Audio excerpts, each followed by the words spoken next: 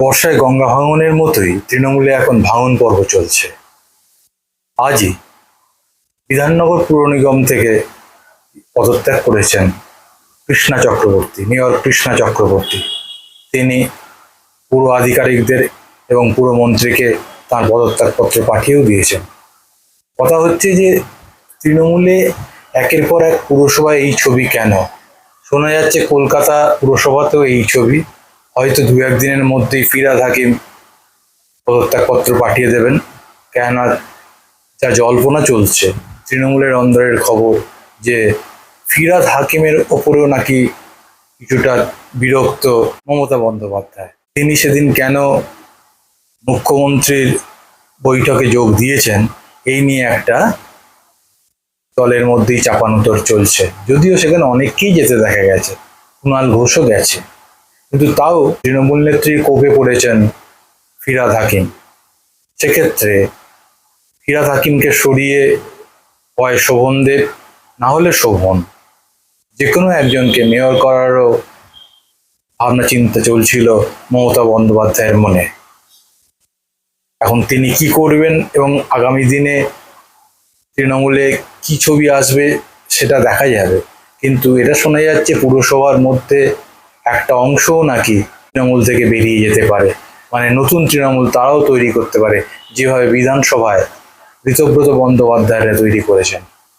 যে ৬০ জন বিধায়ক নিয়ে নব্য তৃণমূল তৈরি করেছেন। মমতা বন্দ্যোপাধ্যায়কে যদিও মাথার উপরে রাখতে চাইছেন অনেকেই, কিন্তু বিরোধী দলনেতা হয়েছেন ঋতব্রত বন্দ্যোপাধ্যায়।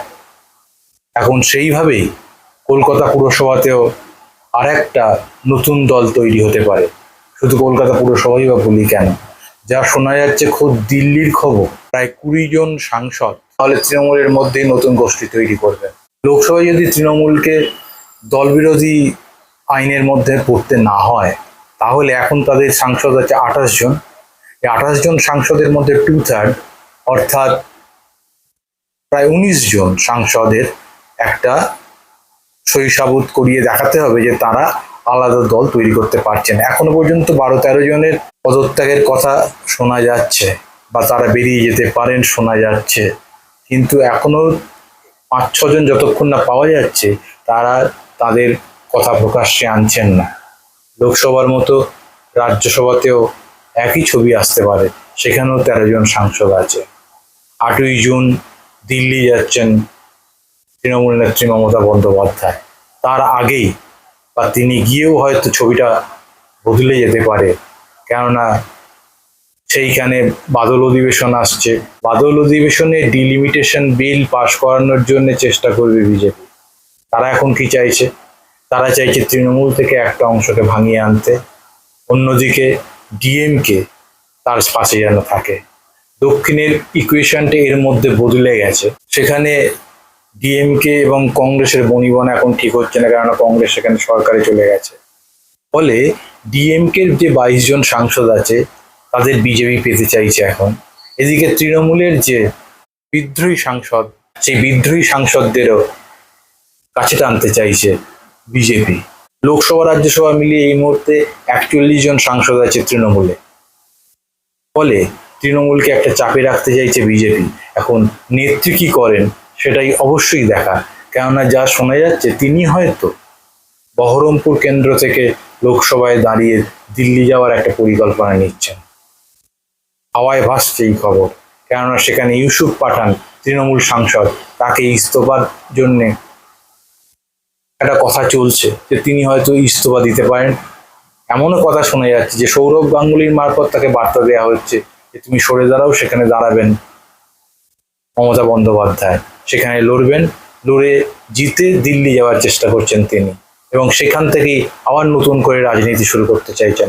ফলে জানা যায় আগামী দিনেই বলবে যে তিনি সেই দলীয় ভাঙন রোধ করতে পারবেন কিনা এবং দিল্লি থেকে নতুন করে দলকে চাঙ্গা করতে পারবেন কিনা।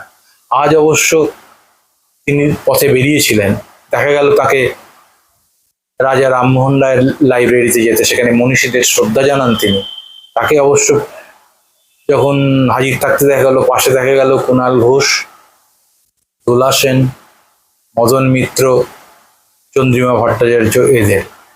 বাকি কিছু সমর্থকও ছিলেন। তিনি বললেন নয়না বন্দ্যোপাধ্যায়কে এক জায়গায় পাঠিয়েছেন, শোভনদেবকে এক জায়গায় পাঠিয়েছেন, সেটা তিনি বললেন, কিন্তু বাকি এই ছবিটা দেখা গেল। ফলে তৃণমূলে এই যে ভাঙন পর্ব একটা চলছে, এটা কিন্তু স্পষ্ট, ছবিতে স্পষ্ট, কাগজে কলমে স্পষ্ট। ফলে আগামী দিনে কোন পথে গিয়ে উঠে দাঁড়ায়, বা তৃণমূল নেত্রী মমতা বন্দ্যোপাধ্যায় আদৌ দলকে নিজের মতো করে আবার দাঁড় করাতে পারেন কিনা, সেটাই দেখার।